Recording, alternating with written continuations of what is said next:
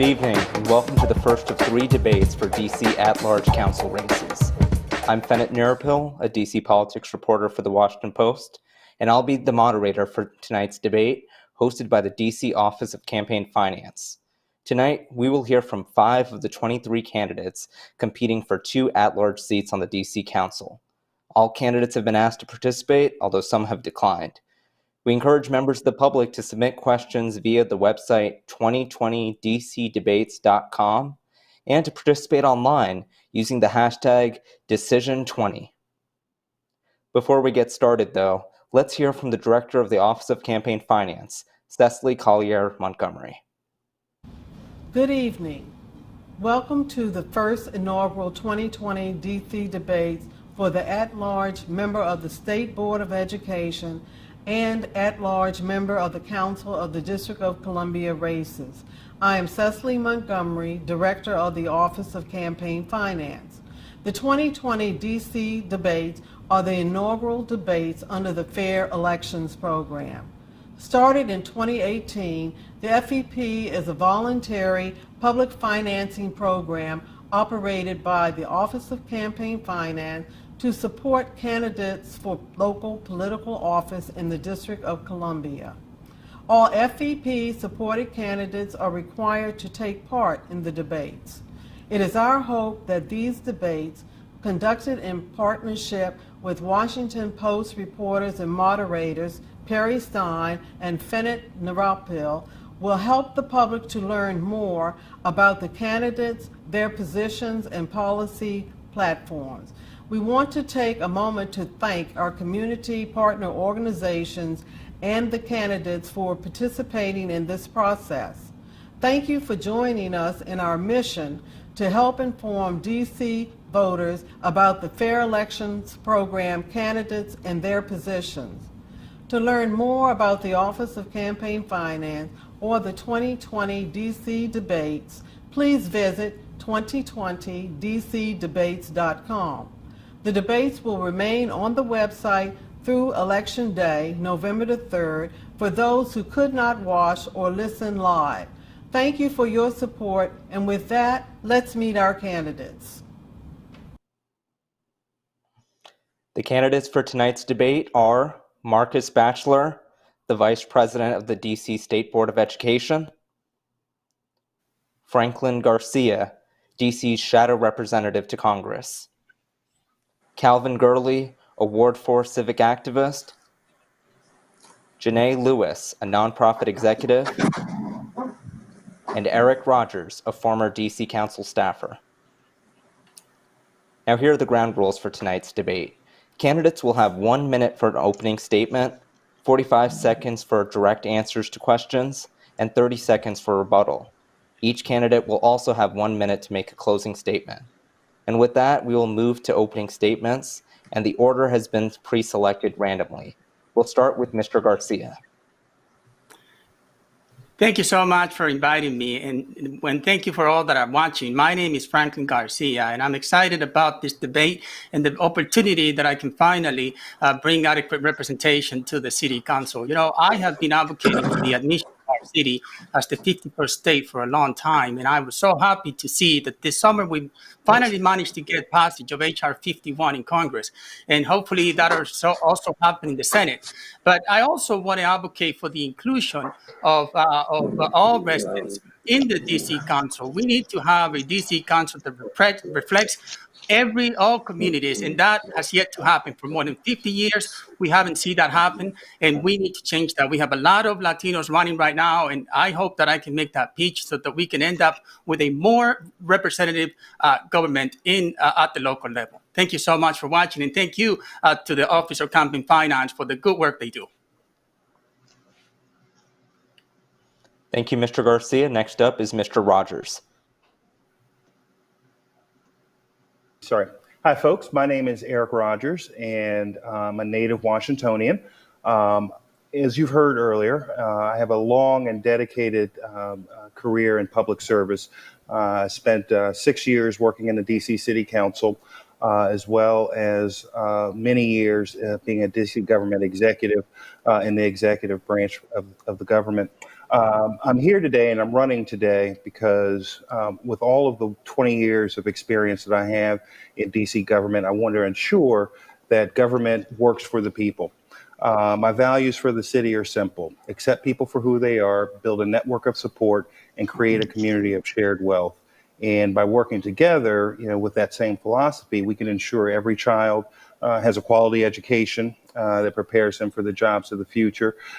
We can revamp our workforce development system to help every resident access quality jobs, invest more in our locally owned small businesses, reduce gun violence by focusing on community-based prevention efforts. So I look forward to the debate, and thank you again for having me. And to the Office of Campaign Finance, you do good work, and I certainly appreciate the effort in having this debate. Thank you. Next up is Mr. Gurley. Well, good evening to all my good people and residents of Washington, D.C. My name is Calvin Gurley. I have 25 years of auditing and accounting experience. Also served as president of the Fairlawn Civic Association and the Tacoma Association. But enough about me. I'm going to tell you a little story. This story is about ANC Commissioner George Gurley. Lived in River Terrace, so happened to be my uncle. Well, right across from River Terrace, we have Pepco generating plant, in which the plant was burning all types of fuels and polluting the air. It was also dumping toxins into the Anacostia River. Well, seniors and children were catching all types of upper respiratory illnesses. George Gurley went to the council and went to the government, and no response. So within a couple of years, and I assisted him, he closed down the Pepco generating plant. This story sounds familiar, doesn't it? Happened in your neighborhood. Crime is rising and shootings in your community. You go to the government, nothing happens. We have a lot of children who are graduating and being forced out of schools. Thank you. And they're becoming illiterate. Thank you. Next up is Ms. Lewis. Hello, everyone. My name is Janae Lewis, and I'm running as an independent for DC Council at Large. And I'm running because I share your vision for a DC where everyone who calls DC home can live here and thrive. Right now, our city is being siphoned away because we're making decisions for a temporary town instead of for our hometown. I grew up in the DC area. I live in Ward 7 now. My church, St. Augustine, is in Ward 1. My high school is in Ward 3. And for a lot of people, these are different worlds because the decisions coming out of the Wilson building are making that true, whether it's on housing, education, jobs, or community safety. So it's time for a new vision, and this is our chance to send a champion for the people to council, to send a leader who will empower people instead of beholdening us to a safety net system. I've worked with social justice organizations all over the country and seen best practices that can make our vision a reality. So I hope that we have a great conversation tonight, because when we center our home, we can make decisions that make a difference. Thank you. Thank you. And the final opening statement will be delivered by Marcus Batchelor. Thanks, Fennett, and good evening to my neighbors across DC. My name is Marcus Batchelor. I'm a third-generation Washingtonian, born and raised in Congress Heights, and currently have the honor of representing the residents of Ward 8 and all DC families as the Ward 8 representative and vice president of the DC State Board of Education. I'm running for the DC Council because I believe that DC voters believe that the era of small ideas is over, and that right now, more than ever, we know that good for some isn't good enough in our city. That's why I've spent a decade of service and 6 years in public office fighting to close some of our city's most entrenched divides. And it's what I want to do from the council. I want to fight for more affordable housing across income levels. I want to fight for equitably funded schools where every young person has access to a quality education. And I want to fight for communities that are both ripe with opportunity and free from gun violence, where you don't have to take 3 buses to get through the grocery store. You have a healthcare system that works, and we have the transportation network to get you to centers of opportunity. That's my big vision for DC, and I'm asking you to invest in a new generation of leadership to get that work done. Thanks so much. Thank you. Thank you. We're now going to move on to the question and answer portion of the evening. And the first question goes to every candidate tonight. The DC Office of the Chief Financial Officer is releasing revised revenue estimates tomorrow that may require further cuts to the city budget. What, if any, areas of DC government do you think the DC Council should target to trim spending? First up is Calvin Gurley. Well, I believe that the government should also, in this epidemic, ensure that there's no evictions and continue the, let's say, the funding of individuals who are unemployed. Also, we need to help out our children, make sure they have computers and they are accessible to the internet. This comes at a time in which this is our first time having this type of epidemic, or as in FEMA, this type of disaster in the city. And I'll do all I can to continue those particular social programs and the relief that our residents need to continue a good life and a quality life in the city. All right. Thank you. Next up is Eric Rogers. What areas of city government should the DC Council look to when it targets trimming spending? Well, thanks for the question, Finnett. And actually, I've gone through this exercise as an executive in DC government. So one of the first things that I would do, we start the new fiscal year in a couple of days, is I'd look at some of our more discretionary spending. So I'd put a freeze, continue the freeze on hirings, continue some of the budget trimming that we do with certain types of revenue that comes into agencies. And I'd also look at an across-the-board cut, or at least put forward an across-the-board cut to all agencies, depending on what the OCFO comes up with, what the number is that we need to close our budget gap. But I definitely would protect social services and the safety net that we have so that residents during this pandemic are still well taken care of. But those are some of the areas that I would look into. Next up is Marcus Batchelor. Sure. So I believe we have to identify waste and figure out what spending we can hold off to get through this. But I also don't believe that we're going to cut and gut our way out of this crisis. DC residents believe that we have to invest deeply in equity. And so I'll make sure that we invest in making sure that our residents are protected from the residual onslaught of this pandemic, and that we set a firm foundation for building greater equity in the city into our shared future. I think that means for sure spending more and asking our wealthiest residents to pay more of their fair share than we do, instead of balancing the budget on the backs of working class folks. But I also believe it's about spending smarter. Yep. Sorry. Yep. Next up is Ms. Lewis. We often start this conversation about what we need to cut, but there are opportunities for us to get revenue that we're not accessing. So I've spoken in many forums about a mini bonds program that is modeled after one that was implemented in Denver and could be used for targeted purposes like helping our small business infrastructure stay afloat.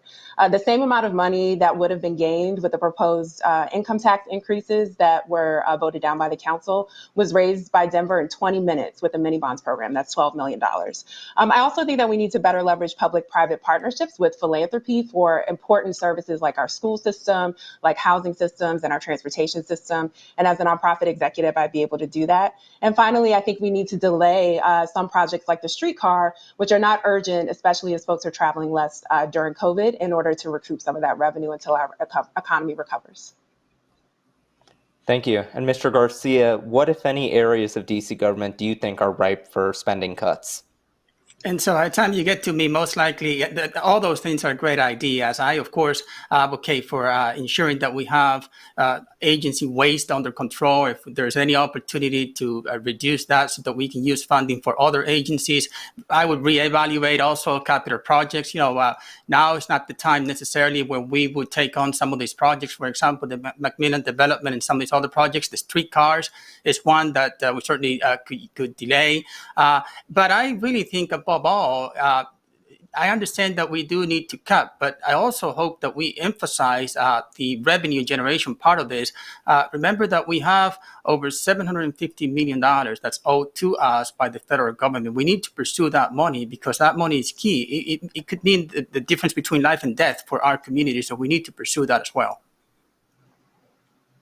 Thank you. And the next question will also be about the DC budget. The other way to balance the budget is to raise revenue, and DC council members have been divided on whether to increase taxes on the highest income earners. What, if any, taxes or fees should the council increase to address the city's financial situation? We'll start off with Eric Rogers. Thanks for the question, Finnett. One area that I would definitely look at increasing revenue for the city or special purpose revenue funds, our business licensing fund, our corporate recordation fund, and see if we can get some money from there. Also, I do think that a modest tax increase may be in order, again, depending on what the budget numbers come back from the CFO. I have an issue with raising taxes just to raise taxes. As long as we identify the programs that are most need that we want to preserve in the current service levels, then the accompanying tax increases, if we have any, should go to those purposes. I don't believe in a wholesale increase in taxes just for the general fund. It needs to go to targeted programs that we feel are important. Next up is Ms. Lewis. You mentioned bonds in your previous answer as not a way to raise revenue. Are there any other revenue-raising measures that you would pursue as a council member? Yes, so I was surprised that the council voted down the entirety of the proposed income tax increases. I do think that it would have been prudent to raise taxes on the wealthiest members of residents in our city. And so that would be for folks who have incomes over $1 million. But I think that the mini bonds is a way for us to not only invest in generating revenue for our city, but also bring attention to important projects and help our small businesses stay afloat. Thank you. Mr. Gurley?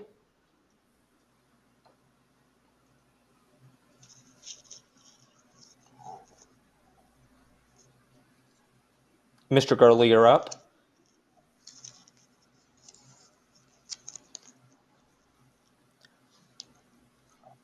All right, we're encountering a technical problem, so we're going to move on to Franklin Garcia. What, if any, taxes or fees should the council increase? Yes, thank you for that question. And I would just caution, one of the talking points we have in DC statehood is that we pay more federal taxes per capita than anywhere else. And that's also true almost at the local level, where we are taxed at almost the 8th highest jurisdiction in the entire nation. So we need to be careful with that. But having said that, I do think that everybody wants to contribute. And even those people who are at the high earners, I think that they would be willing to sacrifice just for a short time. So I suggest that a hybrid, perhaps we can increase slightly our tax revenues from those high earners and have an expiration date of, say, 2 years after we go through this process and our economy is back thriving. We can also think about putting more people to work and generating more revenue that way. That would be another idea. The idea that was talked about with the municipal bonds, taking advantage of our credit rating would be awesome. Thank you. And finally, Marcus Batchelor, you mentioned earlier that you would like to see the wealthy paying more of their fair share. What does that mean? What kind of tax increases would you want to see on the wealthy? Yeah, I think first and foremost, it would be an income tax increase. I think it's criminal that so many of our wealthiest earners are paying almost the same tax rate as our working class folks in the city. While in this last budget cycle, we didn't give enough for our undocumented folks and other excluded workers. We didn't do enough to hold back the wave of rent that folks had, and we didn't invest enough or early enough in the pandemic response to really hold off so many of that for our working class folks. And so we've got tremendous gaps to fill. And so I would look at a tax increase to do that. But like I was saying earlier, it's all about spending smarter as well. And I'll use my experience in government, especially as my experience leading a small government agency over the last 2 years, to do that work, to make sure that we meet our priorities, stay true to our values, while making sure that we also maintain our financial health. Thank you, Mr. Batchelor. We're going to move on to our next question.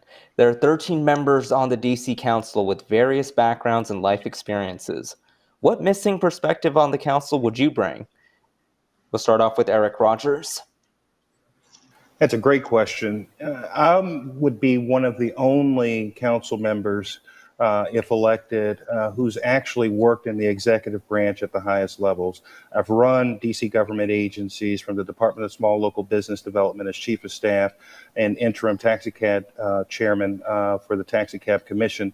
So the perspective I would bring is from the agency perspective and could demonstrate exactly how an agency runs and the challenges that an agency has And I think that's sorely missing. It's easy to knock an agency for not doing something when you don't understand the nuts and bolts of the government process, how government truly works at the agency level. So that's one of my life experiences for really 20 years that I'll be able to bring to the council. Thank you. Marcus Batchelor, what missing perspective would you bring to the DC Council? Yeah, I'll definitely bring my experience working on the ground with our children and families, and also my experience as an elected leader, but also working in the executive and at government agencies to the work. But I think more important than that, we need folks with the perspective on the low end of our city's deep divides. I care about making sure that we have quality access to food because I live in a food desert. I care about quality health care because my mom's a home health aide buying PPE out of pocket, going back and forth to work. And I was also born in our city's only public hospital. I care about public education, not only because I got one and saw so many of my friends fall through the cracks, but I've also served the families of Ward 8 every year and had a front row seat to the schools and families who need the most support getting the least investment. And that perspective is sorely missing on the DC Council. Thank you. Mr. Garcia? Yes, I have worked for the last 25 years in senior positions in technology. I hold a secret clearance from the U.S. government. I have over 20 years of working experience in banking. And so I would bring all that, the technology aspect of it. We need to emphasize that because this is the time when technology is really used quite often and a lot, extensively, I should say. And so I would also bring the diverse background that I have, making me the first Latino ever elected to that hemisphere. So I think that there's a lot that I bring to the table.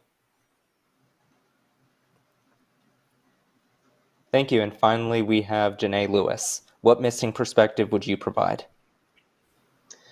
My years as a nonprofit executive has taught me how to make more with less. A lot of the conversation that we have right now is about the deficit in our city. And our nonprofit organization, where I work right now as a senior executive, we were able to retain all of our employees. We were able to support people in time of crisis. We didn't let anyone go, and we were able to pivot and adjust during this crisis. And nonprofit executives know how to do that in a way that other executives don't. Also, as a woman who lives in Ward 7, as a Black woman who lives in Ward 7 in particular, I bring a unique perspective. As I take the bus to work and have to transfer, I've been solicited for prostitution. I have to figure out how to get to the grocery store. I have friends who have to figure out how to educate their children in an equitable system. And so I bring a unique perspective to the council about the experiences of women in our city that's sorely needed. Thank you very much. We will now move to a lightning round where I will present a policy proposal and ask candidates to raise their hand if they support it. And at my discretion, I will call on candidates on opposing sides of the issues to debate them. So to start off, raise your hand if you support extending the eviction moratorium to the end of next winter. All right, so we have all candidates agreeing that they would support an extension of the eviction moratorium through next winter. Now raise your hand if you support further cuts to the DC police budget. All right, so we have Janae Lewis and Marcus Batchelor and Franklin Garcia raising their hands in support of further cuts to the DC budget. Franklin Garcia, why would you like to see further cuts? Well, I think that the police department currently needs to be reimagined. And I think that it needs to look different. I would start, for example, with hiring practices for the police department, ensure that we have a diverse workforce. It needs to represent the population. I think that we need more Latinos, bilingual people out there. I also think that we need to have structures internally that promote not necessarily how many tickets you write, but how many community meetings you attend, and ultimately accountability. And I think you can streamline that entire process without the need to have over 4,000 police officers. We have one of the highest ratio, or the highest ratio by far, of police officers to residents, and we need to streamline that entire process. It isn't working for us. Thank you. Eric Rogers, you indicated that you would not support further cuts. What's your response to Franklin Garcia's contention that we don't need the amount of police officers we currently have? I definitely disagree. I mean, we are the nation's capital, so we are unique than any other city in this country when it comes to the threats that we face as to our security. I do agree with Franklin in the fact that we do need to reimagine our police department, but that starts with our criminal code. You know, all the police do are they're law enforcement, so they enforce the law. So if we revise our criminal code to be more fair, to be more equitable, the issues that we are working through right now are easier to solve when you have a police force that's enforcing the law, that's a little less, as I'll say, crime and punishment as opposed to prevention and rehabilitation. So no, I don't think that you will have so many unintended consequences by cutting that police budget. And when we have a terrorist attack or some incident that happens in the Thank you. city and looking for the police to be there and they're not there, that's a very serious Thank you. issue. That's time. Marcus Batchelor, what's your response? What's your response to Eric's contention that having a smaller police department would put the city at risk in the event of a terrorist attack or another incident as a result of us being the nation's capital?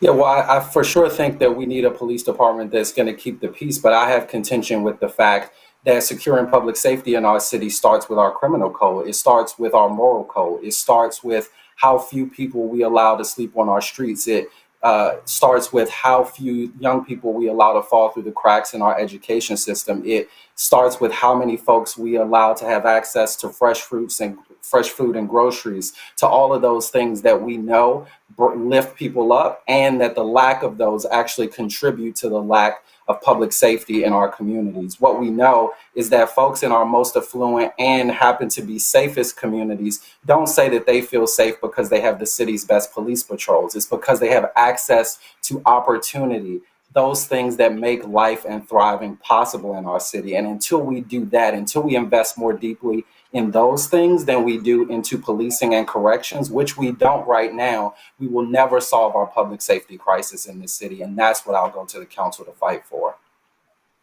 Janae Lewis, what areas of the DC police budget do you think can be cut?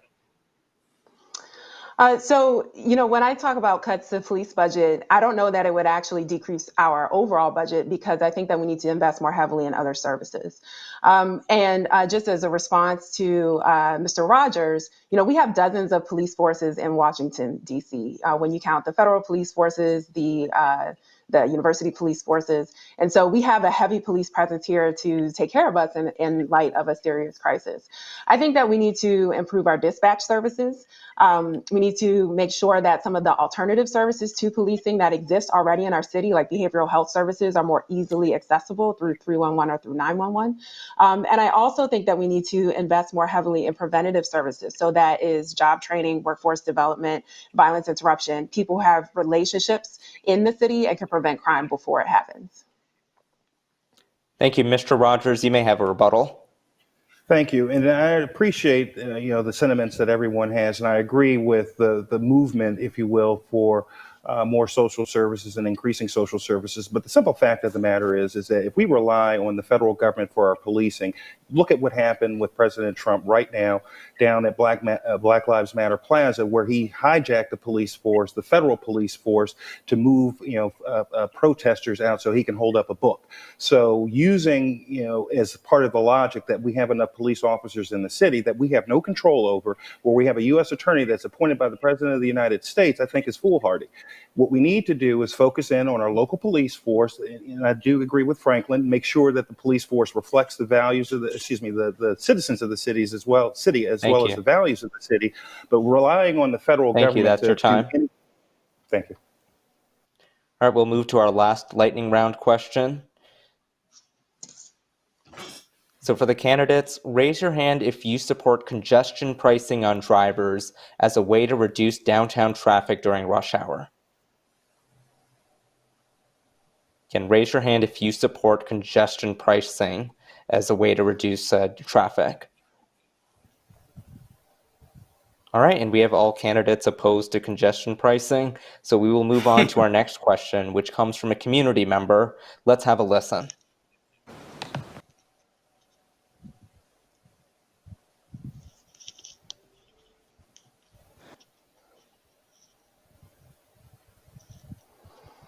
All right, appeared we have technical difficulties, so we'll come back to that one. Next question is Mayor Muriel Bowser has repeatedly said that the district government does not have the resources to meet the needs of everyone who has been hurting financially because of the coronavirus pandemic. With that in mind, who should be first in line for financial relief from the district government as the council drafts its budget next year? We'll start off with Eric Rogers. That's a very serious question, and it's a very difficult question. But I definitely think that our most vulnerable residents definitely need relief and additional resources, whether it be tenants who are facing eviction, whether it be folks who've recently lost a job and need to, our unemployment system when their unemployment checks run out, who need continued support, but also our small businesses because they are our main economic generators. So in order to ensure that no one else falls through the cracks, we definitely need to give them every type of support that the city can. But it's a very difficult situation, so I'm very sympathetic to the folks who are higher up on the totem pole who may not necessarily get support. Thank you. Next up is Janae Lewis. Who should be prioritized for financial relief from the pandemic? If we're talking specifically about monetary relief, economic relief, then it needs to be anyone who was left out of the federal support. So even when you talk about the Paycheck Protection Program for small businesses, we know that a large number of businesses, mostly owned by people of color and women, were left out of that support. When we talk about individual income, we know that many workers, undocumented workers, returning citizens, vendors were left out of that federal support. So our city has the ability to look at the gaps and who was left out of federal support and start there and then work our way up from there. Thank you. Franklin Garcia. And that's right. And undocumented people should be at the top of the list because we saw how that community hurt so much and we weren't able to come to the rescue on time. I myself had to come in personally and help some folks that weren't able to get any funding, any type of relief, either from the federal government or the local government. We should be ashamed of that situation, and I hope that never happens again. But also, small businesses, obviously, we need to ensure that they're the vibrant, they're the heart of our economy, and so we need to ensure that we put money there, not only for them, but also for the employees, so that they can perform a task and have money to take home. We also need to ensure that all minimum wage earners also be offer some type of relief. So pretty much the most vulnerable in our community are the ones that should get the relief. Thank you. Marcus Batchelor, who do you think should be at the front of the line for financial assistance from the district government as the city rebounds from coronavirus? Yeah, I won't prolong there. I agree that it has to be our most economically insecure residents, our most economically insecure neighbors, and those institutions in our community that serve them. And that is our small and locally owned businesses. It's our undocumented folks. It's our folks who were already one paycheck or one emergency or one healthcare bill away from economic insecurity or homelessness. It's about our homeless residents, getting them off the street into some place that are secure and safe as we recover, and also builds a floor for their economic growth over time. Again, I think that this recovery is both about the immediate response, but it's also about setting a foundation for our permanent work around building equity in this city. And I think we need leadership that sees it in both ways and drives investments to do that work over time. Thank you. And we're now going to return back to our question from a community member. Let's have a listen. The coronavirus pandemic and Black Lives Matter movement have brought to the forefront issues of systemic racial inequalities in DC. We know that around 80% of the COVID-19 related deaths in DC have been Black residents, who only make up only 46% of the population. What do you see as some of the underlying factors contributing to these disparities, and what would you do to tackle them? Thank you. Marcus Batchelor, please have the first answer to that question. Sure, I think that that's absolutely right. And we see it very tangibly in the simple fact that Black families on average are bringing home every day what they were at the height of the financial crisis in 2008, while white incomes have skyrocketed, but so have rents. And we have to make sure that if we're talking about racial equity in our city, that we're also talking about economic justice, something that provides us an opportunity to raise the economic floor for our poorest residents, so many of them Black and brown, opening up access to capital for small business development, opening up opportunities for home ownership and access to capital on that end. And it's about, quite frankly, empowering voices at the center of those conversations. It's not lost on me that there will be very few people in this race. I think 3 of them on tonight's debate would be the first at-large council member from east of the Anacostia River in a decade. And if we really care about centering the issues of our residents left furthest behind, we also have to center the voices of folks from those communities. And that's why I'm running. And I think that that's why we need to invest in this new type of leadership and in the new perspective that allows those investments to be made. Janae Lewis, you're up next. The question was, can you identify factors that contributed to the racial disparities in coronavirus deaths in the District of Columbia, and what would you do as a council member to address them? So racism is a public health crisis, and we know that health care is not just a hospital or primary care doctor, but it's holistic. So our city actually has, from 2018, a set of recommendations about how to create racial equity holistically, having access to healthy food, having safe communities, having clean housing that is free from vermin. And we know that a lot of our Black residents in the city are living in conditions that deteriorate health over time, let alone the stress of systemic racism, some of the things that Marcus mentioned around economic equity. And so it's a holistic solution that needs to happen in order to address the disparities in healthcare. Thank you. That's time. Eric Rogers, you're next. Thank you. And I agree with both Marcus and Janae that, it's about economic security. To me, it's about economic security and ensuring that, our most vulnerable residents and folks at that bottom level, have that security to progress upward. But the main issues that I think that we can tackle, and we can tackle with some diligence, is education. In order for us to get to the point where residents are economically secure, we need to make sure that they're educated to the fullest extent, whether that be through an improved workforce development system, improvements in our public education system.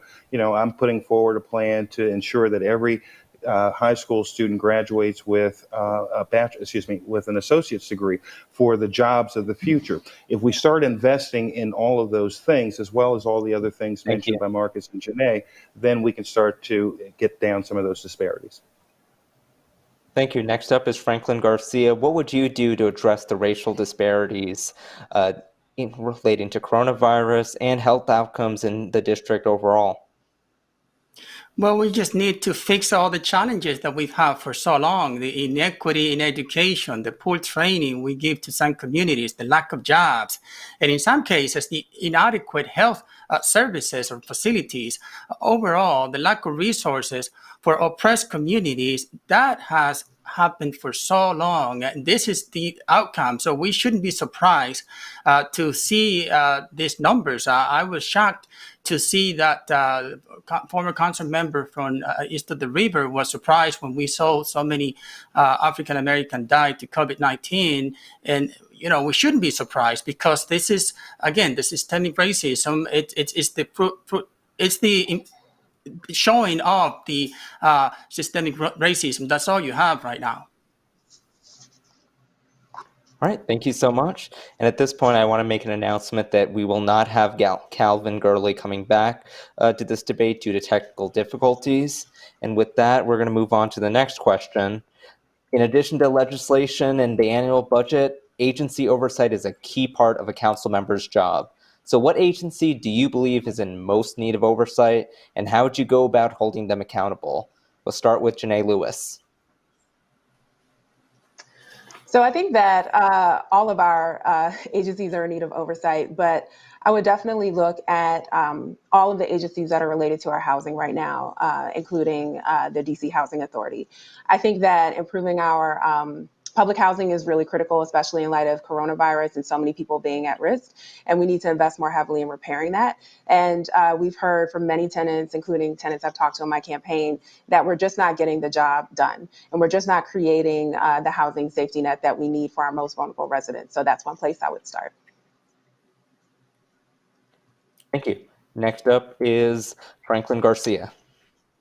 Yes, I like to start with obviously there are a lot of places where you can improve, but I like to talk about the labor and workforce development. And the reason for that is, and we in fact in the Latino community wanted to commission some type of audit of that agency. And the reason for that is that we have over 30,000 government employees, and those are good paying jobs, working jobs, working wage jobs. And if you look around, you can't even find 3% of the workforce in our city be Latino residents. And so we want to make sure that, again, our city is reflected in all parts and that we represent the people that we're servicing. And that's not happening now currently at that level.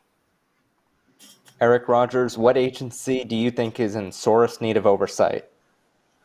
Well, there are several agencies. I would go first with two of the agencies that I work for, the Department of Consumer and Regulatory Affairs, where I was Deputy Director for Business and Professional Licensing. I definitely think there's some improvements that can be made there. And also the Department of Small Local Business Development, where I was Chief of Staff. The director recently just put out a press release about some new legislation dealing with CBEs that I would really like to take a look at to make sure that it has the impact that it's intended to. But really, the agency that I would start off with would be the Department of Employment Services. There are too many challenges that are happening there. It's been exposed during this pandemic, especially with the unemployment compensation issues. So I would definitely look at DOES as one of my first agencies that I would conduct some good oversight on. And finally, Marcus Batchelor, what agency would you prioritize for oversight and how would you go about it? Sure. Over my 4 years on the State Board of Education, I'm sure it's not a surprise that I think one of the agencies that needs oversight, especially now, is our DC public school system. Our public schools are going to be the center of our COVID response. And quite frankly, the success of our response is going to be reliant on how well we execute a safe return to the classroom. And what you've heard from educators and from families is a sheer lack of clarity, but also much motion from our government without families buy-in, without teachers buy-in, and quite frankly, without a clear path forward for making sure that we secure the health and safety of our students. So on day one, come January, that'll be the agency that I look at most critically. Thank you. And at this point, I'll remind any viewers and members of the public that you can submit questions as well on 2020dcdebates.com or on social media using the hashtag DCIsion20. And we'll now we'll go to a question from a community member who asked about the Certified Business Enterprise Program, which is meant to give local businesses assistance in getting launched and preference in local contracting. The mayor announced legislation to reform the program and to cut down on abuse. So my question is, do you believe the CBE program is working as intended? And if you had a chance to review the mayor's legislation, do you support it? We'll start off with Eric Rogers, who referenced this in his last answer and served as chief of staff to the agency that regulates the program. So yes, I definitely am paying close attention to the legislation, and I do think that the legislation, as I understand it, can make significant improvements in the program. But there's also a second component to the CBE process. It's really a contracting and procurement process outside of DSLBD. So in order to solve a lot of the issues that CBEs have, we need to tackle our procurement process and how our procurement officers are soliciting business, doing the verification checks, and then finally issuing the contract. So it's a two-pronged attack that needs to happen. And if we have more time, I can talk about it later. Thank you. Marcus Batchelor, is the CBE program working as intended? And if not, what needs to be fixed? Yeah, I say no, it's not working as intended. And I agree with Eric that it does have to start with our contracting and procurement process. You know, doing this from the State Board of Education over the last 2 years, I understand how important that is and making sure that we're driving business to local folks and making sure that our dollars stay within our borders. But I also realize that there are too many opportunities for that to be abused and for our money to slip out of our borders on a very well-intentioned program. And so I would obviously support legislation to close some of those holes in our current legislation, but also work to make sure that we're expanding more opportunities, both for Thank you. CBEs, especially for minorities and women to be established, and for more Thank you. business opportunities. Yep. Franklin Garcia, is the CBE program working as intended? Well, it depends who you talk to, right? Some people would say they have. I mean, it just to become a vendor, it's a nightmare. And, we have that at the statehood congressional office, and it becomes a challenge. And to me, I think that what we need to do is we need to be more inclusive again. And I'm going to continue to push this topic all night. We need to ensure that we have opportunities for everybody. I don't know that we are actually getting these programs to all communities and they're not represented. I have, like I said, I have all kinds of challenges just getting vendors to be accepted by the government right now so that I can use them and give them some of my business. Thank you. And so we need to ensure that everybody is represented. Thank you. Next up is Janae Lewis. So I haven't had an opportunity to review the proposed legislation, but I would say no, the program's not operating as it should because we have racial disparities still in the city. And I think that procurement is one place to start to look and figure out ways to improve that process in order to prevent those gaps. But I also would look at the recent legislation that was passed in the council for the REACH Act, the Racial Equity Achieves Results Act, which allows us to take a racial equity lens to all legislation, whether proposed by the council or the mayor, to make sure that it has the desired effects. And I think that's something that's sorely needed for the CBE program. It could help us make it what it's intended to be and help all DC residents in all parts of the city. Thank you. We're now going to move on to our next lightning round, where I'm going to ask candidates to raise their hand if they support a policy issue before the DC Council. So raise your hand if you're going to vote for Initiative 81 on the November ballot to minimize police enforcement of laws banning psychedelic drugs such as magic mushrooms. Raise your hand if you are going to vote in favor of that ballot initiative. All right, Janae Lewis, why are you going to vote in favor of it? So the ballot initiative decriminalizes or drastically reduces prosecution of that. And right now, I don't think that we need to increase prosecution in our city of crimes like this. I think that it's more important to focus on how we recover economically, how we take care of folks who are at risk of losing their housing, how we improve our education system, and ultimately criminalization of drug use, as we know, does not lead to decreased drug use. So there are a lot of organizations and groups like HIPS in the city that work with users of drugs who may be addicted, and there are other behavioral health solutions that we have for folks who might be addicted, but I don't think that health prosecution at this time is our biggest priority. Thank you. Eric Rogers, you indicated that you oppose Initiative 81. Can you expand on why and what your response is to Janae Lewis's arguments in support of it? Definitely. I'm tired of the piecemeal approach to criminal justice, to be honest with you. And I referenced my earlier comments about revising our criminal code. If we're serious about implementing our values or instituting our values throughout our city government through our policy, one of the best ways to do that is through our criminal code. So if we want to decriminalize prostitution, if we want to decriminalize magic mushrooms, truly decriminalize the use of marijuana and cocaine and all the other drugs that folks want to use, that's where you do it. The police are only enforcing the laws that we have on the books right now. So if we change the laws pursuant to our values, then a lot of the social justice issues that we won't have because there is no law for them to enforce. So no, as it relates to this particular initiative, I do believe that a more comprehensive approach and looking at all of the social issues that we have with all the ones that I mentioned, that's the approach that we should be taking instead of these one-off initiatives that gets everybody all spun up. Thank you, Janae Lewis. You Uh, may have a rebuttal. So, the challenge with this issue is actually not for decriminalization, and there's a limit to what we can do because of the imposition of the federal government. So, until we get statehood, we have to operate within the control that we have. And so, what I see with this initiative is that it does not take our priorities, our resources, our limited resources right now, prosecuting and pursuing something when we could be focusing on other things. But you can do that. Oh, Eric Rogers, you can have a rebuttal as well. I'm sorry, but you can do that, through administrative order. The mayor, through her conversations with the chief of police, through her executive authority, can tell the chief, hey, these are the types of crimes I don't want you to focus on. These are the types of issues I want you to focus on. Being concerned about what the federal government, the Congress, in reality is going to do to the district is what's always hampered us from moving forward in a more progressive fashion with our criminal justice system. If we feel it as the nation's capital, that this is what we want to do, we need to put it forward.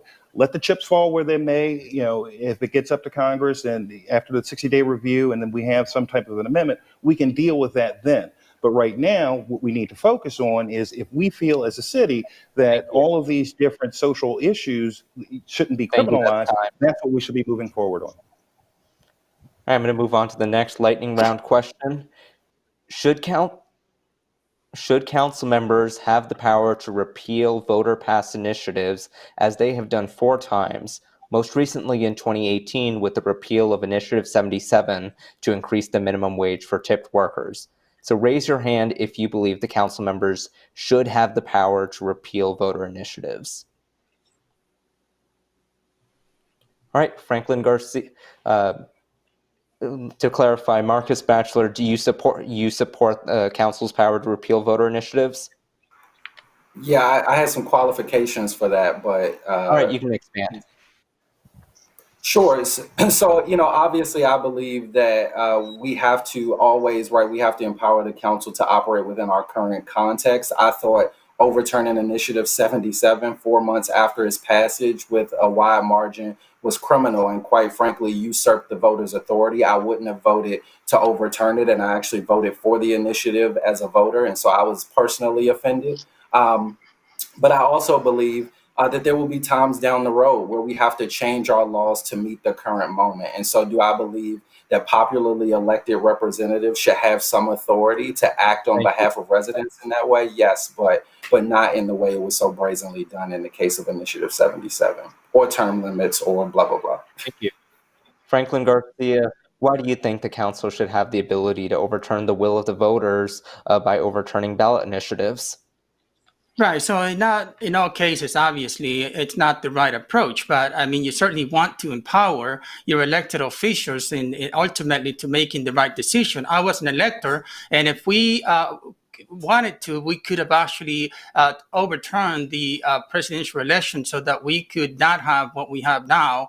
And so we've had situations where it wasn't popular, and this populist movement, you have to be careful about them. Sometimes they're not well informed. People make decisions thinking that they're doing the right thing, and they're not. I think that you have ultimately a body that controls measures to ensure that it's for serving the overall population, and not that it leads to the populist uprising.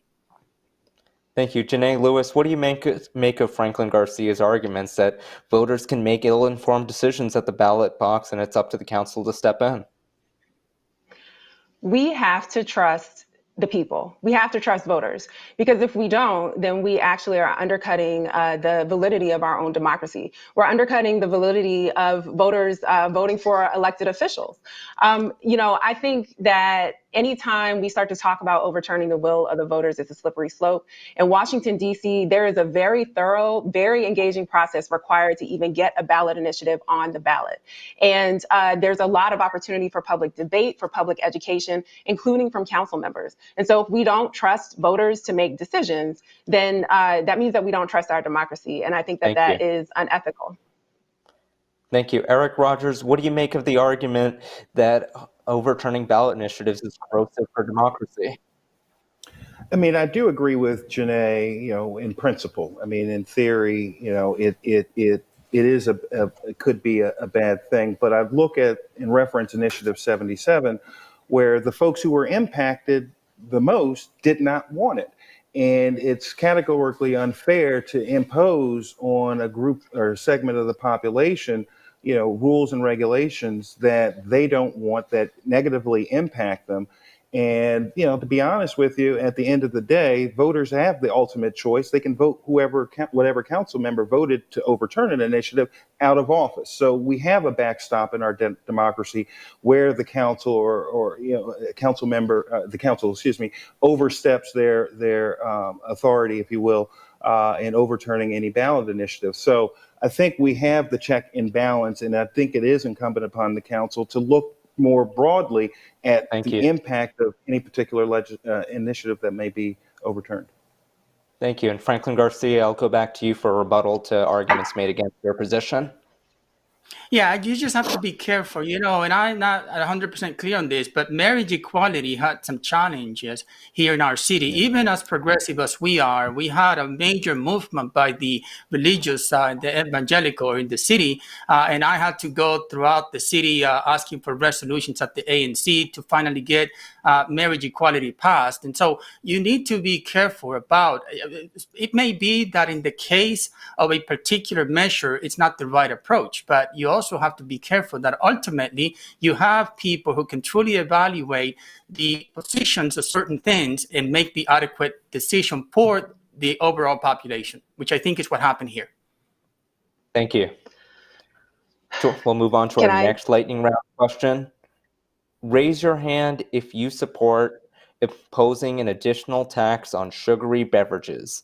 Again, the question is, raise your hand if you support an excise tax on sugary beverages. All right, and we have no candidates in support of a so-called soda tax, so we'll move on to the next question. Raise your hand if you support the Second Look Act to allow people convicted of crimes when they were under the age of 24 to petition for early release. So raise your hand if you support that pending proposal. And we have agreement on that issue as well. So with that, we'll move on from the lightning round to our next question, also on the subject of law enforcement. So the DC Council recently passed temporary police reform legislation that requires prompt public disclosure of body camera footage in cases of deadly force and setting new standards for the use of deadly force. As the Council prepares to pass a permanent version of this bill, what provisions would you like to see removed or added? We'll start off with Marcus Batchelor. Sure, yeah, I'm in full of the emergency, and I think it also needs to be enforced with fidelity. I think even in the wake of its passage, you saw pretty brazen abuses of the legislation on the books by the Metropolitan Police Department. And so first is passing the law. The second part is overseeing and holding officers accountable for it. Again, I think that we should use this opportunity, both in legislation, but also in practice, to fundamentally reimagine what public safety looks like in our city. And that obviously means figuring out how to strengthen our standards for policing. But it also, more than that, I want to lead a conversation from the council about how we make policing look different in our communities and across our city. And so I want to be more focused on that work. Janae Lewis, are there provisions that you think the council should add or remove from the emergency police reform legislation? Absolutely. I think there's something important that we need to add. And on this particular topic, I've talked to different stakeholders. I've talked to relatives who are currently police officers in a police force in the area. I've talked to activists who completely want to abolish the police. And I think that an opportunity for us is to end qualified immunity for police officers. It's very tricky to do so because of our relationship with the federal government. But I think that we need to do as much as we can in this legislation to end qualified immunity. Thank you. Eric Rogers, what provisions do you want to see removed or added from the emergency DC police reform legislation? I do agree with what Janae was saying about qualified immunity. I definitely think that's an issue that the council needs to look at a little bit more deeply and be a little bit more intelligent about it, if you will, and trying to figure out a good solution to it. But I would add more transparency. I do believe as government agents, we as the public have a right to know what's happening. So I definitely support more transparency in the release of information about criminal suspects, about investigations and the like, because I think that's part of the way that we can rebuild the trust that's been lost over the last few months with our police department. So those are a couple of the areas that we'll look at in a total package. Thank you. Next up is Franklin Garcia. And I agree pretty much with what has been said. I think that accountability and transparency are key. We saw recently with the death, the unfortunate death of Dion Kay, an 18-year-old that died at the hands of the police. We saw how the footage from the officer that shot him, we were able to see in a fairly relatively short time. But then we had all kinds of issues and challenges when we talked about the partners, officers, footage. And so it all leads to a trust. The ultimate situation needs to be one where the trust in the community is there. And every time we see something like this, it erodes it. So it has to be a lot about trust. So I know that there is a commission currently that the chairman put together looking at all kinds of issues. We're unfortunately, our community, the Latino community, is not well represented there, but we need to include that. So we're going to move on to another question about policing. Do you think Peter Newsham is the right leader for DC Police? We'll start off with Eric Rogers. That's a difficult question. As a former agency executive, I do understand the pressures that the chief has in trying to, one, please his boss, the mayor, but also maintain the trust of the public. And right now, I think Chief Newsham is the right man for the job. I don't find that he has done anything so out of the ordinary, if you will, that merits his retirement, or that merits his firing. Now, with that being said, if through investigation we realize that, or we discover that he has lied to the public based on a particular investigation or incident, or misled the public on what the police are actually doing, then that's a whole different story. But right now, I do have complete confidence in Chief Newsham. Thank you. Janae Lewis, do you have confidence in Chief Newsham's leadership of the DC Police Department? No. Chief Newsham has authorized tactics that we know are abusive, like kettling with recent protests in the city, and that are egregious and unnecessary. And for that alone, I think that his record really needs to be reviewed, and he potentially needs to be removed. But early on in his tenure as well, several years ago, he was using similar harsh tactics then. And we knew it then, and we know it now, and yet he's still here. I also think, some of my opponents were talking about trust among the police. His remarks about the shooting of Dion Kay, as well as other violence that's happened in our community, have been somewhat callous and somewhat dismissive. And also many of the officers on his force come from places as far away as Loudoun County. And so I don't see him as a person who's working to rebuild trust with community in the police department. Thank you. Franklin Garcia, do you believe that Peter Newsham is the right police chief for the city?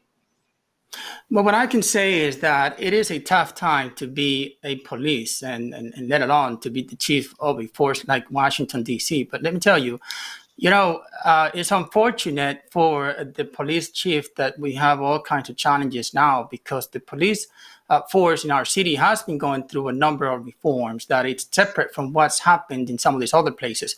We can't compare what's happened in some of these other places and the practices. Those practices have been long gone in the District of Columbia, but it's a tough call. The police chief, I know him, and he's in a difficult spot now because he needs to ensure that he is the guiding, the leader for his force, and at the same time needs to respond to the public in a way that it makes sense for us, and that's not happening now.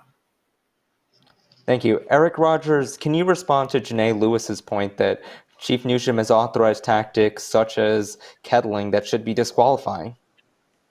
Yeah, I mean, my experience with the police go back to Ike Fullwood, to Chief Ramsey, to Chief Lanier. So no matter what police chief is in office or in office, there's always going to be some issue between the public and the police. And this gets to the bigger question that we were talking about earlier in reimagining our police department. So, yeah, if we're going to keep the police department exactly as it is with our criminal code exactly like it is, then we can trim around the edges and look at the different tactics, the different policies that the police have.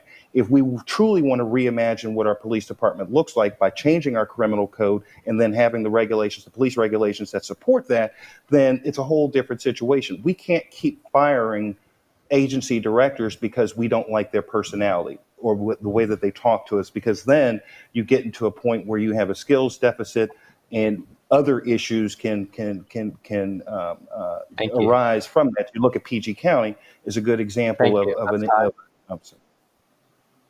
Marcus Batchelor, what do you make of Eric Rogers' argument that firing agency directors can lead to a loss of institutional knowledge and can be more disruptive? I agree, which is why I wish that we would have a more permanent director of the Department of Employment Services, which I think has turned over 5 or 6 times in the last decade. And so, my hope is that we do maintain continuity. But in the case of Chief Newsham, I think he's proven that in this moment where we have a once in a generation opportunity to really fundamentally reimagine policing and public safety in our city, he and the administration have demonstrated to be remarkably inflexible to the calls that are coming from our community and downright, abrasive when it comes to really making sure he's holding his officers accountable to the standards that our community and that the council set in legislation. So with this opportunity to do things differently, we need new leadership in the police department right now. Thank you. And staying on the subject of criminal justice, I'm going to go back to the Second Look Act, which again is the proposed bill that would allow people convicted of crimes when they were under the age of 24 to petition for early release after they spent 15 years in incarceration.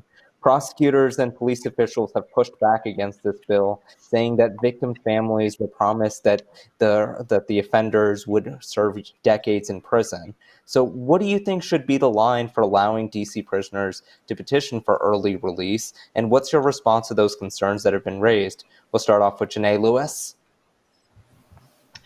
So I think that petitioning for early release and giving folks who are convicted at a young age the opportunity to do that is critical. We know that our criminal justice system is corrupt. And we know that sentencing has been unfairly applied across many, many decades. I think that there's an opportunity for restorative justice models. And so it's not to discount the experiences of the victims. It's not just about the person incarcerated petitioning for release, but it's about including all the relevant parties in a conversation about what it means to restore the harm that has been done and restore people to communities. And we can't keep talking about criminal justice as only imprisonment, law enforcement, but we need to start talking about what it means to restore our communities and heal what's been broken.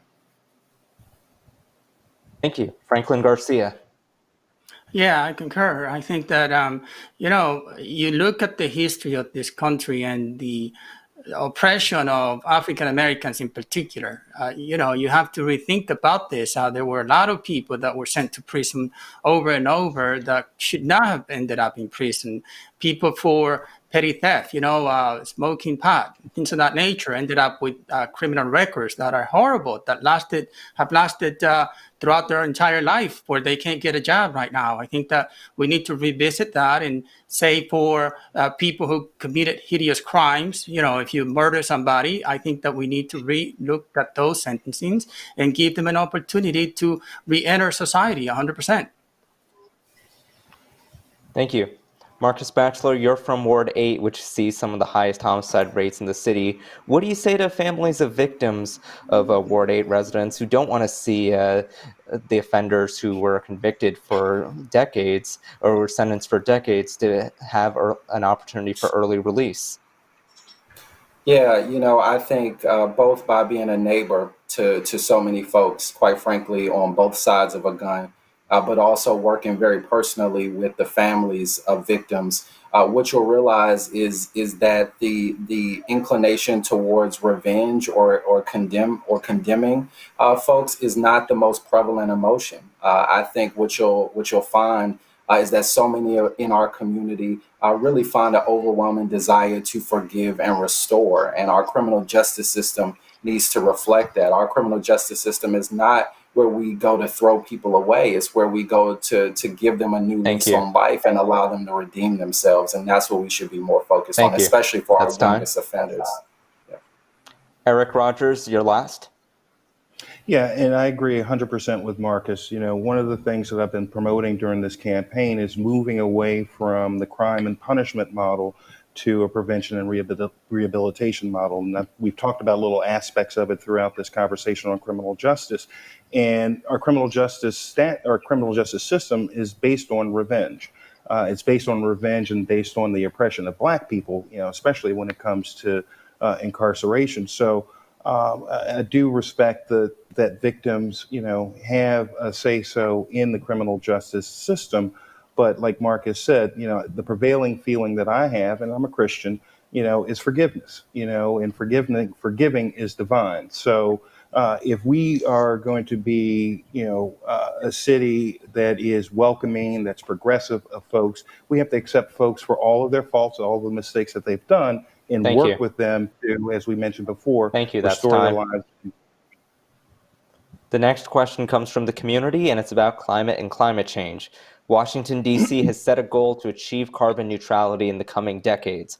What policies do we need to adopt in order to make that happen? We'll start off with Marcus Batchelor. Sure. I think, we need to figure out how to build an economy around innovation and making our city a more climate resilient city. It's not lost on me that 70% of our city is coastal floodplain.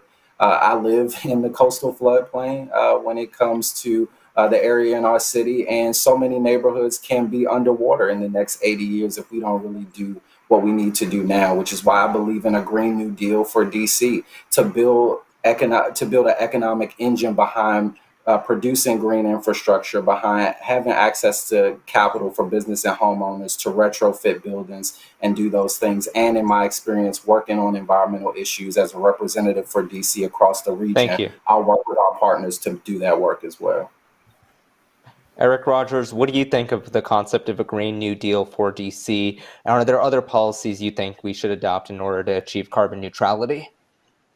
Yeah, I think, I do like some of the conceptual ideas of a Green New Deal, especially in the sense that it can help a lot of our hard to employ citizens find a path to prosperity.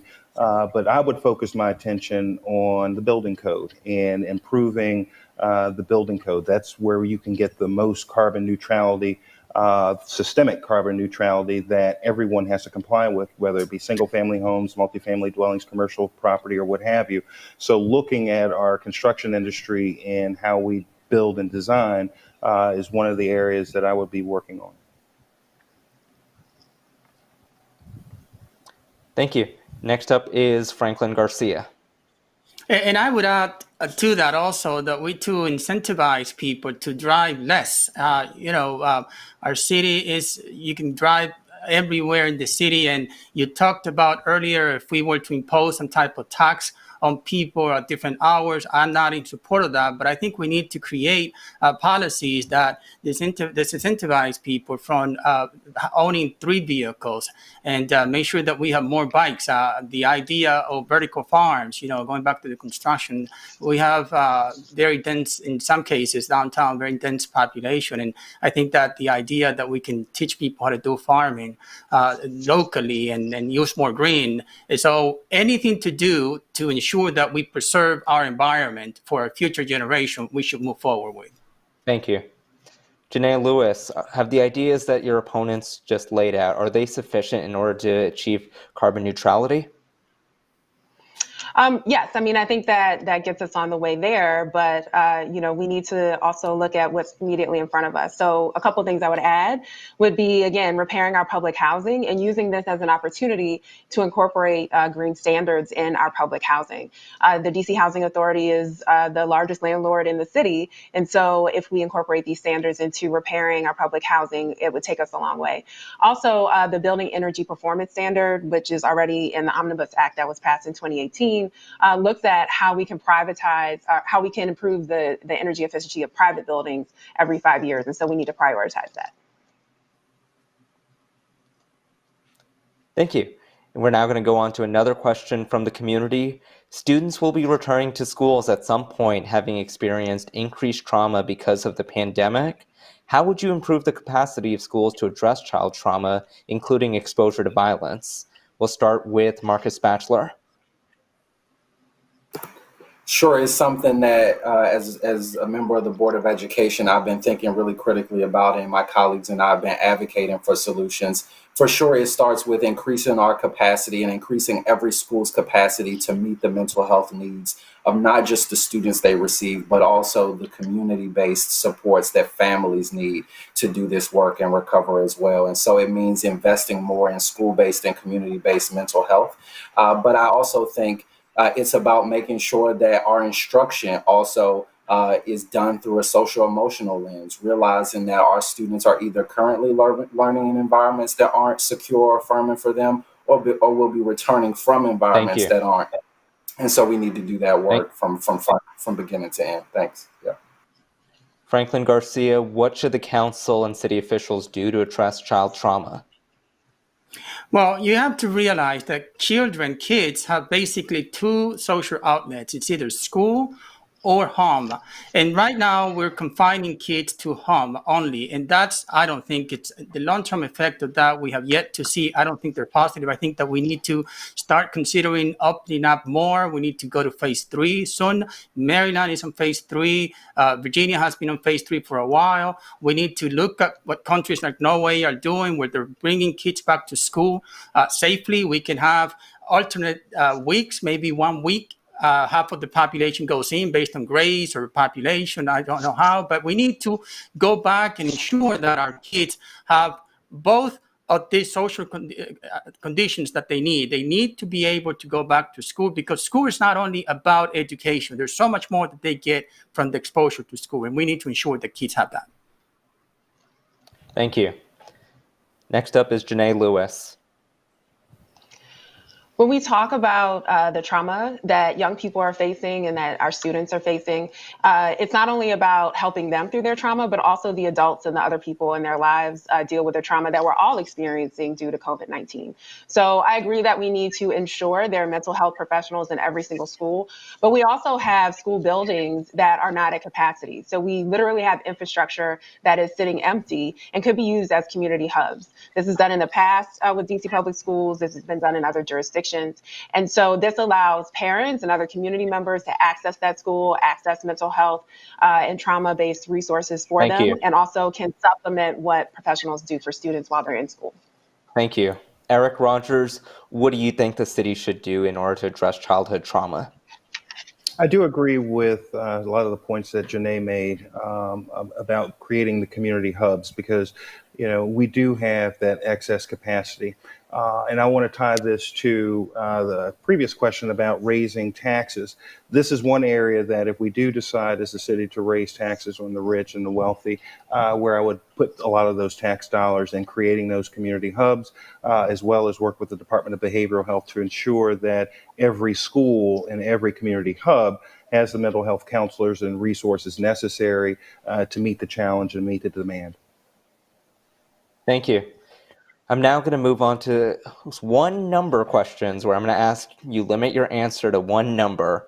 So to start, on a scale of 1 to 10, how would you rate Mayor Muriel Bowser's job performance? Eric Rogers, just one number, 1 to 10. One number, 1 to 10, I'd give her an 8. Janae Lewis. 6. Franklin Garcia. 8. Marcus Batchelor. 6. All right. On a scale of 1 to 10, how would you rate Chairman Phil Mendelson's leadership of the council? Franklin Garcia? 7. Marcus Batchelor? 6. Eric Rogers? Oh, that's a tough one for me there. 9. Janae Lewis? 9. 7. All right, we're going to expand on this more. I will note that Eric Rogers served as campaign manager to Phil Mendelson's 2018 Okay. re-election campaign. Why do you give him such high marks for his leadership of the council? Well, it's not just because I served as his campaign manager last cycle, but I've known Chairman Mendelson since he first came into the council when I was a staffer, sit in Sharon Ambrose's office in 1998, and worked with him very closely on redistricting.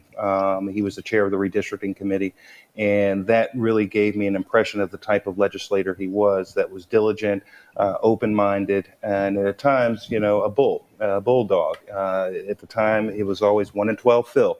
The council wanted to do a particular thing, the deals were made, and he always found some reason to vote no when everybody else found a reason to vote yes. And I think that that's a good skill to have as a council chairman. Janae Lewis, you gave Mendelson one of the worst ratings. Why? And what's your response to Eric's argument? Well, it was a 7. It wasn't that bad. But the reason why I gave him a 7 is because I do think that he does well in some areas. He's one of the few members of the council who actually comes east of the river and meets with constituents here, and I commend him for that. I don't know that he always takes the feedback and applies it, but I do commend him for making the effort to come out, and residents know that. I actually met Chairman Mendelson several years ago on the congressional pilgrimage to Selma with John Lewis when I was leading a project called Congressional Conversations on Race. And so I also commend him for at least wanting to learn about racial equity and how it could apply to our city. But I do think that in recent budget conversations, again, he's operating from a scarcity mindset, and I understand his role, but I think that we need to prioritize how we can make sure everyone is taken care of and start from that place as opposed to starting from a place of cuts and leaving folks behind. Thank you, Franklin Garcia. You also gave Chairman Mendelson an 8, if I'm not mistaken.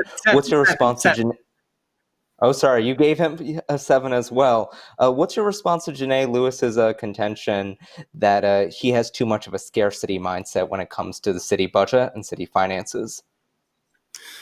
I'm not sure, but I'll tell you. I think 7 is a decent rating, and arguably, Chairman Mendelson occupies the second highest position in the city.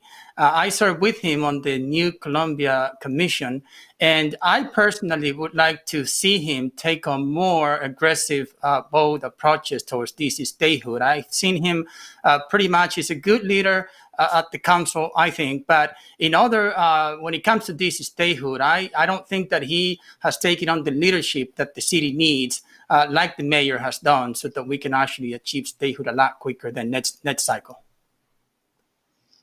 And Marcus Batchelor, if I got the number right this time, you gave the lowest marks to Mendelson with a 6. Can you expand? Which I thought in the grand scheme was also kind of good too. I've been able to work with Chairman Mendelson in a lot of different capacities, and what you'll know about him pretty immediately is that he knows his stuff. He knows his way around government and knows how to move the levers. I think that is a good skill for a chairman of the council to have. But I also think on a number of issues, and I think it's been talked about previously, the council just should have led with so much more urgency. And quite frankly, the chairman controls and drives the culture of the council and the urgency to which we address some of our city's most critical issues. And so when it comes to a scarcity mindset or a little trepidation about really taking action on those big, bold ideas and big structural changes that are going to bridge the gaps in our city, I wish he would have moved a little faster on a lot of those. Thank you. We have come to the end of our time, and tonight's debate must end. I know many viewers have another debate that they want to see. The question and answer portion of our evening is over, and we will now provide each candidate an opportunity to make a closing statement, starting with Eric Rogers. Thank you, Finnet, and thank you, viewing public. It's definitely been a pleasure going through this debate. I'll keep this really simple. I got 20 years of experience in DC government, so if you want someone that's able to hit the ground running, who can tackle all the issues, who could listen to citizens, take their voices, and compile policy, legislation, and conduct fair and vigorous oversight, I'm your guy. It's real easy to find me on the ballot. I just happen to have one right here. So if you look, it's I'm right there, number 20 on the ballot. So if you can find it, I can't seem to do it right there. Definitely vote for me. But if you want someone, like I said, who accepts people for who they are, who's trying to, build a community of support and create generational wealth. That's what I'm trying to do. That's what the whole campaign is about. That's what I want for every citizen in the city. And I think I have the skills, the knowledge, and the ability to make those types of changes that the viewing public wants. So again, Eric Rogers, you can find me on social media. Rogers Thank for you. DC 51. Thank you. Next up is Marcus Batchelor.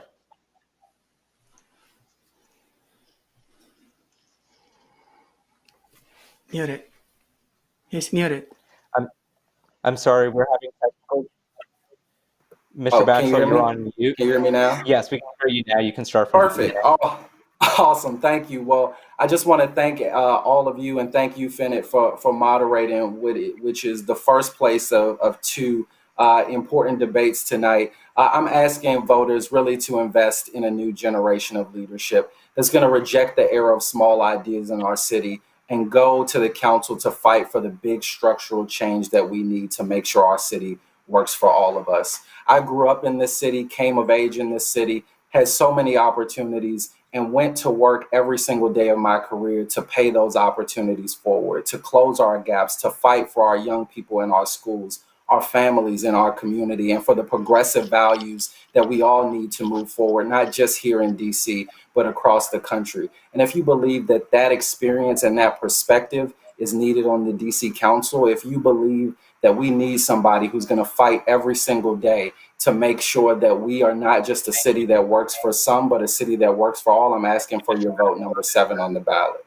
Thanks. Franklin Garcia, your closing statement, please. And thank you, Finnet. And I am number 3 on the ballot. And let me thank the viewers tonight. I am Franklin Garcia. And, we have a lot of candidates running. And no one is going to be able to tackle all the issues or any issues by themselves. And so, but what we do have an opportunity this cycle is to ensure that our city council represents the people it wants to legislate for. I have advocated for the admission of our city as the 51st state for a long time and have been an achiever. I go across the 132 plus neighborhoods and talk to everybody. I am the person that you need to bring so that we can finally bring adequate representation to our city council. We've got a number of Latinos, and I hope that you would consider one of them. And I am the best fit because I know a lot of people. I work with a lot of people in the community. They all know me, and I look forward to being a champion for the oppressed. Thank you so much. My website, franklinfordc.com. I hope that you vote for me. Thank you. Our final closing statement from Janae Lewis. I apologize. It's Janae Lewis. That's all right. So again, I'm Janae Lewis, running at large, and I'm so happy to have had this conversation this evening. When I think about our campaign, I remember that DC is our home and that we are in an unprecedented time. What got us through in the past, the ways that we did things in the past, is not going to get us through now. And I know as a woman, as a nonprofit professional, that when we face a crisis, we can't start with the idea that we're going to leave each other behind. But the decisions coming out of our council and out of our mayor's office right now are focused so much on the numbers that we're starting to accept that we have to.